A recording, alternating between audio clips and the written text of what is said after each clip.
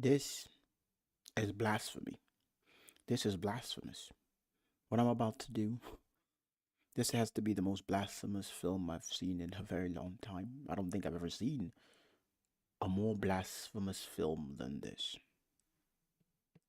My God, such blasphemy.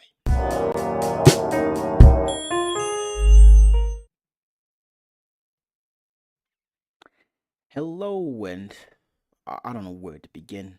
As you can see on the corner, right there, right there, we're looking at the Book of Clarence. Now, this is an old film. It came out January 2024. So you've seen it. I've seen it. Everybody's seen it. Those who haven't seen it, I don't know. And those who haven't seen it, they're probably in the same predicament like I am. I didn't see this. The reason I watched this today is I was, minding my own business on my phone, scrolling, and I stumbled upon a clip on YouTube Shorts.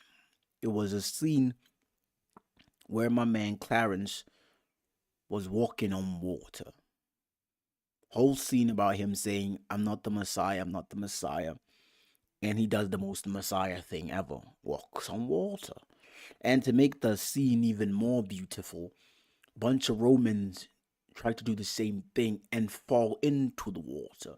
They're literally beneath him.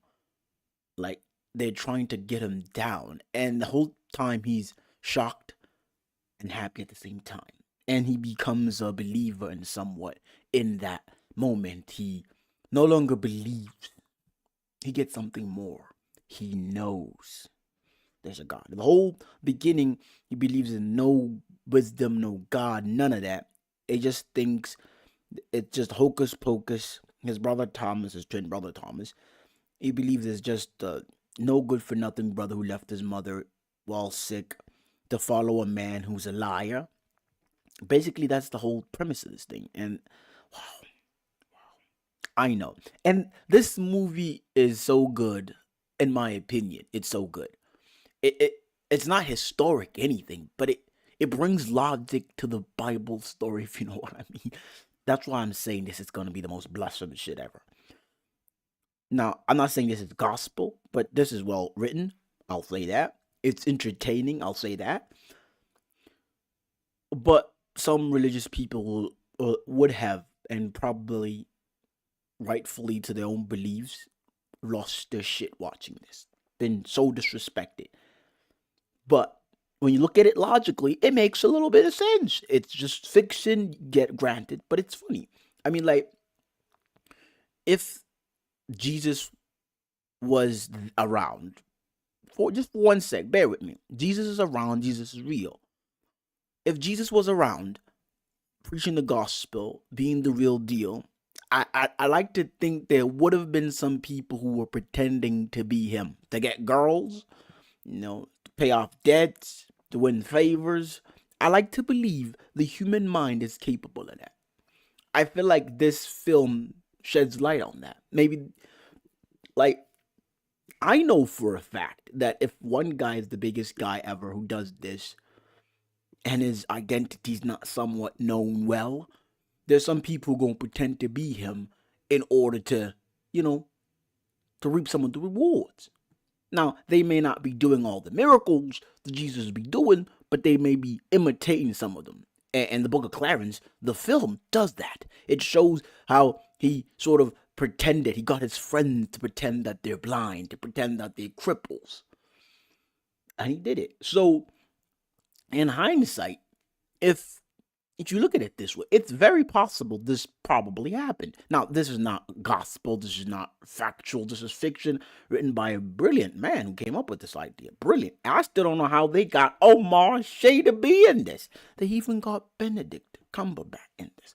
He's Jesus. He's the guy who's portrayed at the end as Jesus, which makes the story even more believable somehow, which is crazy.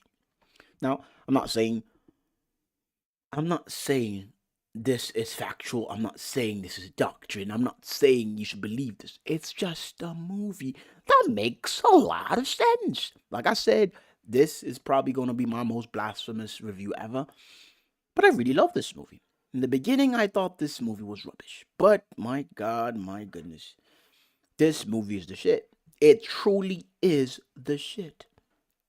Now, usually I talk about how I didn't like the actors or how this scene wasn't written well or that. But this just makes sense. Y- I mean, like, it made sense. Now, now look at it this way. I'm already saying this. Camera shaking. Sorry about that. Clarence is a man who's looking for purpose. Is a man who's trying to find himself in the world. And he does all minor things. He does little schemes. He does crazy shit. One more thing before I get to how the hell do y'all make a movie about Jesus where Jesus, well, Jesus not actually smoking, but this is the how do you make a movie about black folks smoking weed and you don't throw in Wiz Khalifa or Snoop Doggy Dogg? I'm telling you, when these guys were smoking weed, they were floating, they were high. Oh my God, this movie is crazy.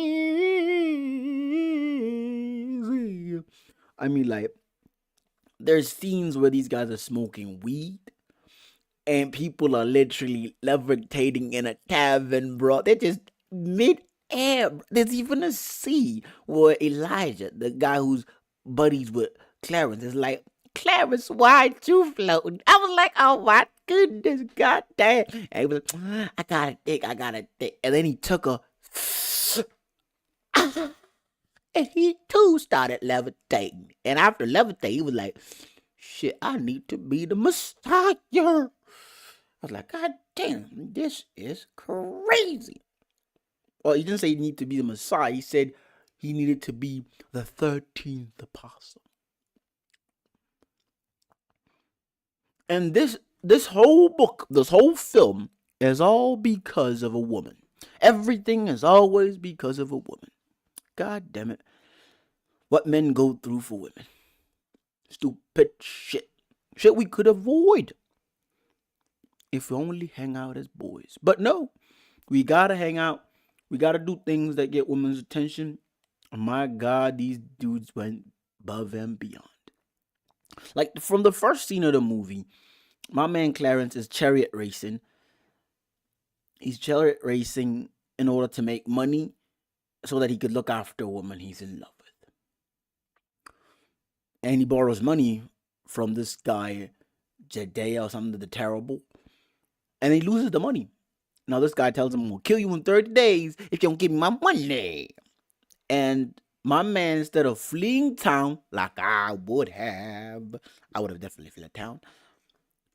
My man does the most craziest shit ever. He decides to get. Don't even start talking about that baptism. John the Baptist was slapping the shit out of this nigga.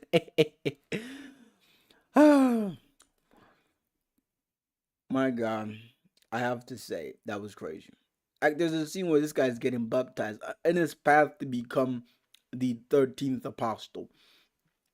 He goes to John the Baptist to baptize Jesus.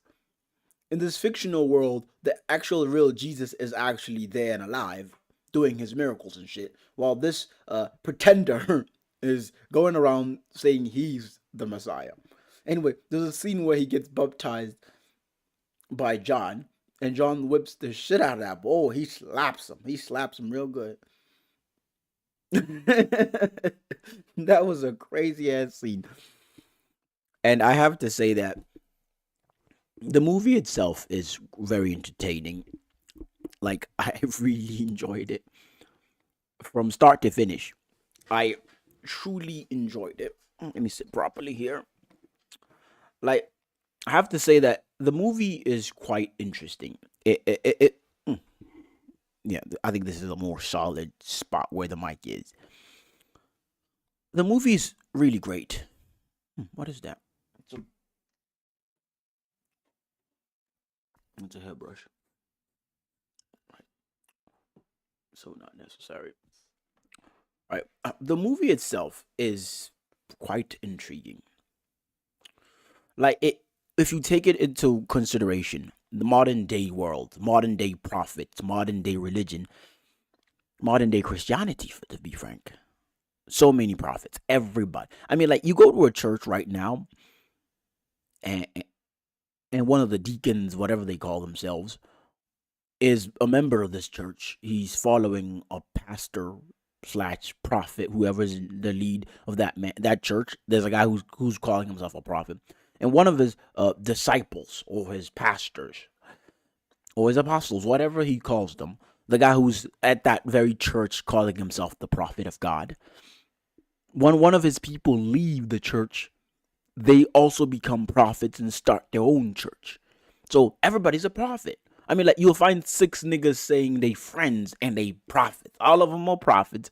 They all learn from this nigga. Everybody's a prophet.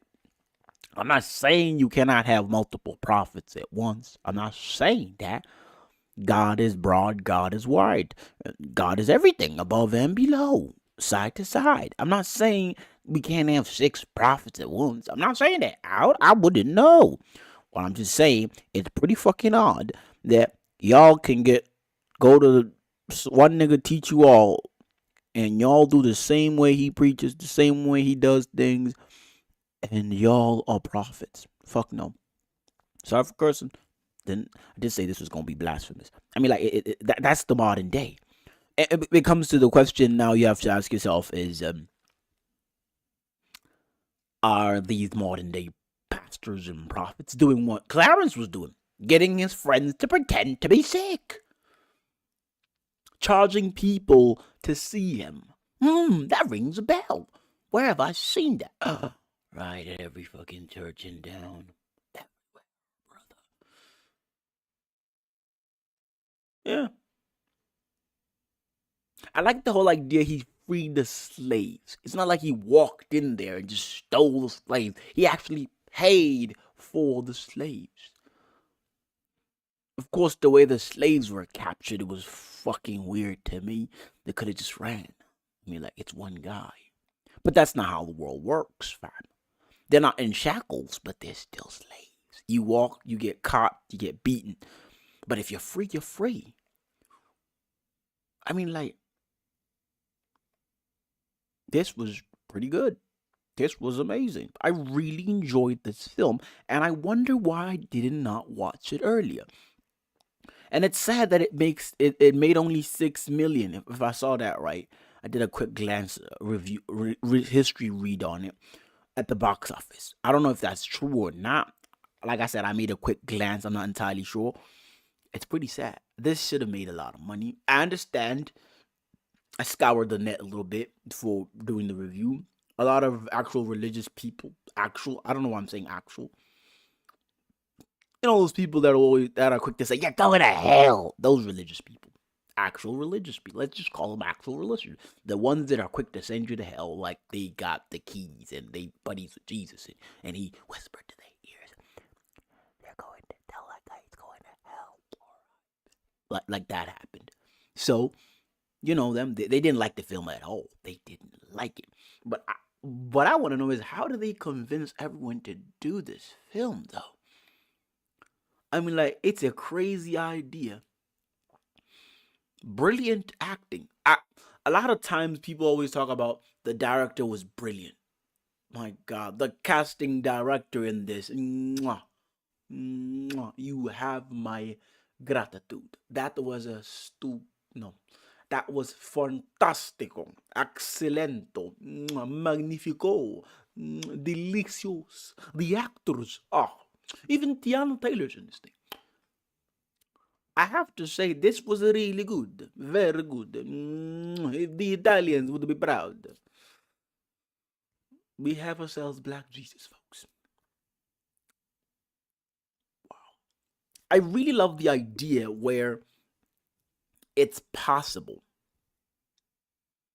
and I believe this, that there were imitators when Jesus was around. I really do believe it. Because I refuse to believe there weren't no imitators. Just take a look at simple things like the internet world where everybody does the same shit. They copy one guy's style. I've been a victim to it. I'm probably doing that right now. I don't know. I think the way I'm reviewing movies is unique to me. I could be wrong. You tell me. A lot of movie reviewers tell you the details. This actor did this. This actor did that. I don't do that. I tend to give out the emotions that the film gave me, and this left me rolling in my stomach.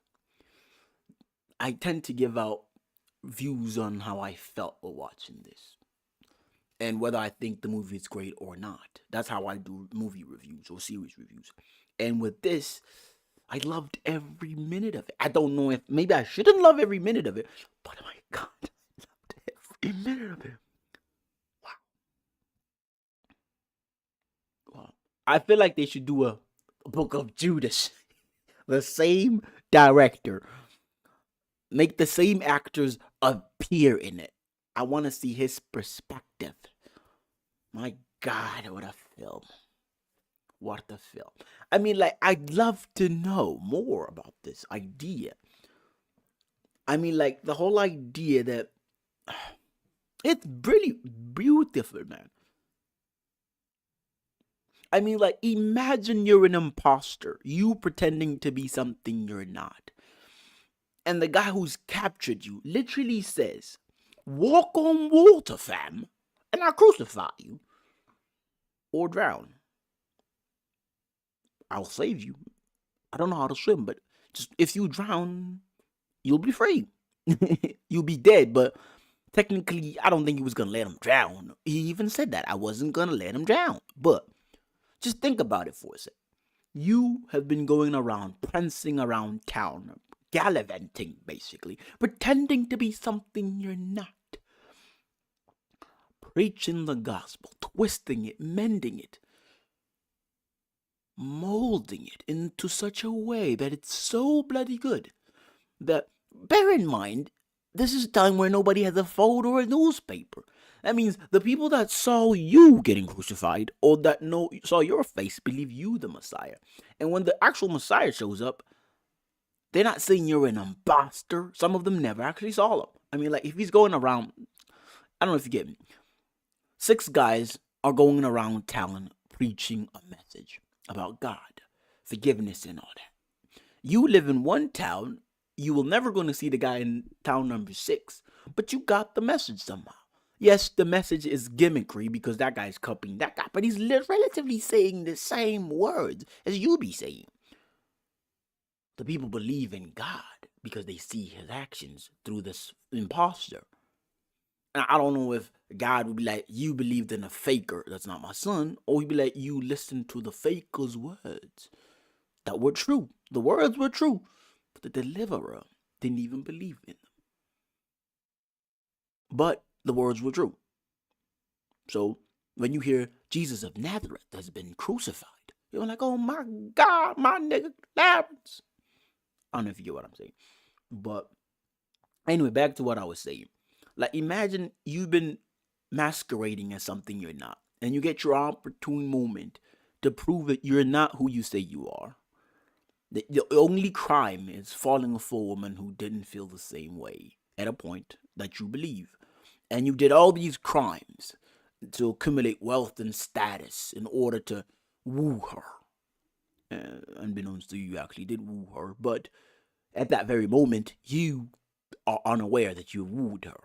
And you, in your mind, think she betrayed you. And you're given an opportunity to prove your innocence. All you gotta do is drown, basically. Take a couple of sips of water in a pool. And unbeknownst to you, you fucking do the thing that's gonna get you killed. You fucking walk on water. Damn, that's a cruel joke. It's very cruel. I mean, like, walk on water, you're free. But nope. Walk on water, you get crucified. Don't walk on water, you're free. Instead of you drowning like you're supposed to, you fucking walk on water. Damn, that's cruel. Damn, that's poetic. Damn, that's beautiful. I have to say, man, this movie was insanely awesome. Anyway, go watch it. It's been out since January. I don't know if people watched it. I don't know why it didn't get enough push as I thought it should have. but I saw it several months later, but I still saw it. I loved it. I did a review on it. I don't know even.